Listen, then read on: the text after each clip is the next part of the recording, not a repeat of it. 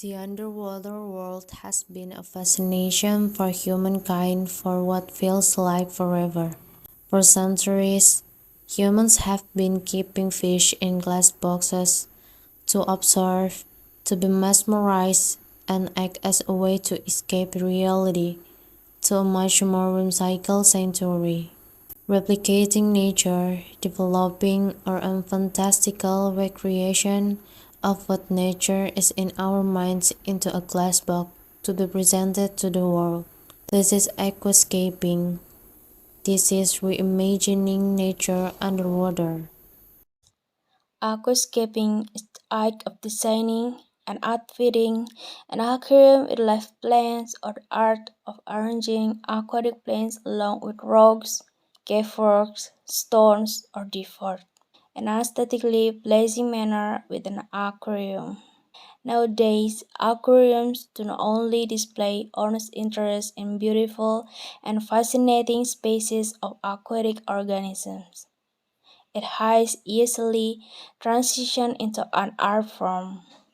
Like any form of art, aquascaping offers a variety of approaches and styles.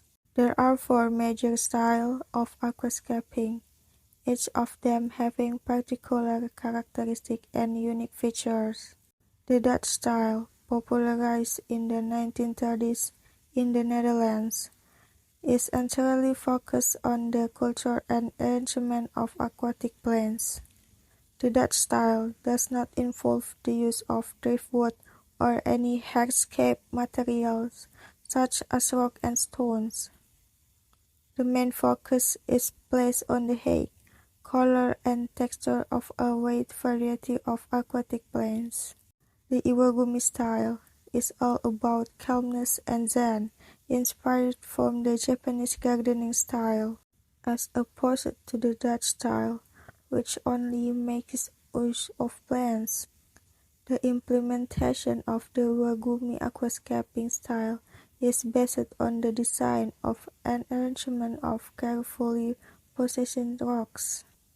Usually only 1 to 3 species of aquatic plants are used. The use of carpeting plants is very common in order to enhance their natural beauty and their disposal. The typical setup for an Iwagumi aquascape involves the use of three main stones. The larger one is called the Big Buddha. The smaller stones or attending stones are added afterward to complete the design. Opposed to the Iwagumi style, the nature aquarium is all about creating interesting visual contrast, tension, and complexity. The nature aquarium style aims to create a scape that resembles a landscape or image from the natural world. Most common nature aquarium aquascapes depict underwater fashion of rainforests, mountains, hillsides, beaches, or valleys. As the name suggests, the jungle-style aquarium depicts the wild, uncontrolled appearance of an intimate setting. This type of aquarium does not require regular plant trimming. The plants are actually left to assume a natural look rather than a contrived one. Over time, vegetation becomes very dense, and once the tank achieves a certain level of balance, less and less maintenance is needed. The jungle-style aquarium has little or no visible hardscape materials, as well as limited open space. Most of the times, it is populated by tall, large-leafed plants and a great variety of fish. The jungle style does not follow the comfortable, clean lines and fine texture of nature aquariums. There are several principles to help scapers achieve a balance and harmony in their journey of aquascaping, as it is still an art form. There are four basic principles when it comes to creating an aquascape. The first is simplicity. Aquascaping is all about taste, and usually, less is more. Very often, newcomers attempted to incorporate as many types of plants as possible, thinking that this would ensure great visual variety. But most of the times, the result is the opposite. But keeping it simple does not mean using one type of plant only. This leads to the second principle: variety. Contrast in textures and colors are often used to pull observers' eyes around the scape, creating a journey for the spectators. It's very important to give a sense of harmony. Open spaces are just as important as filled spaces. Avoid using only large leaf plants because they take away from the third principle, which is proportion and depth of your aquarium. And the last principle is persistence. Sometimes it doesn't turn out as envisioned. Be ready to deconstruct and reconstruct. Practice makes perfect.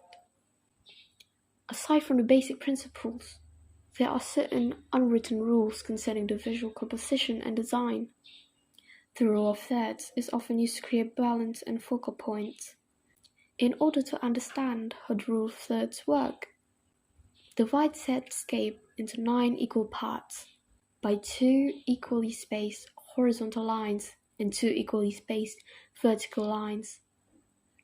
The purpose of these imaginary lines is to locate the intersection points of the grid where the scaper can put focal points at.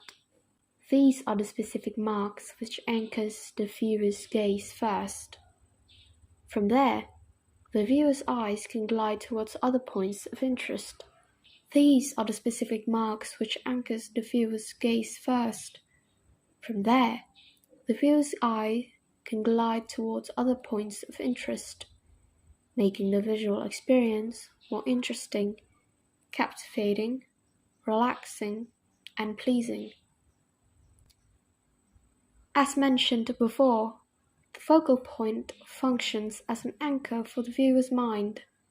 It basically tells them where to look at first and where to go from there. Every aquascape should have at least one focal point. In the case of smaller tanks, there should be only one focal point and several secondary points of interest. When it comes to larger aquariums, it is necessary that you create more than one focal point. 1 or 2 should still remain the main attraction. The most renowned styles of aquascaping make use of the rules described, whether we are talking about a nature aquarium or iwagumi style. They all start with the creation of focal points by implementing the golden ratio rule. Simply put, the golden ratio is a number obtained by dividing a line into 2 parts in such a way that if you divide the longer part by the smaller part, the result is equal to the whole part divided by the longer part. In both art and mathematics, as well in nature, the golden ratio is strictly connected with the creation of a focal point. In aquascaping, this would be the focal point. Every art form has its phases. For aquascaping, it's no different. Here are some of the most influential phases of aquascaping. Takashi Amano was a professional track cyclist, photographer, designer, and aquarist. His interest in aquaria led him to create the Japanese company Aquadesignamano. He is one of the most influential aquascaper in the world. Amano was the author of Nature Aquarium World, a 3-book series on aquascaping and freshwater aquarium plants and fish. He has also published the book Aquarium Plant Paradise. In 1836, Dr. Nathaniel Baxterworth created a box made of glass as a container for the maintenance of tropical animals and plants called the Guardian box or Guardian case. The invention is very popular because the Guardian case is very effective and easy to carry, the forerunner of the history of aquascape. In the same year, Mr. Robert Warrington created a freshwater aquarium ecosystem or aquascape with a larger, about 13-gallon box filled with goldfish, snails, and Flesneria plants, and managed to create a stable ecosystem in the case. The world of aquascaping is fascinating and wonderful one, full of new experience in every corner and magnificent community. From the Iwagami to jungle, the possibilities are endless. The only resource needed is the ability to reimagine nature underwater.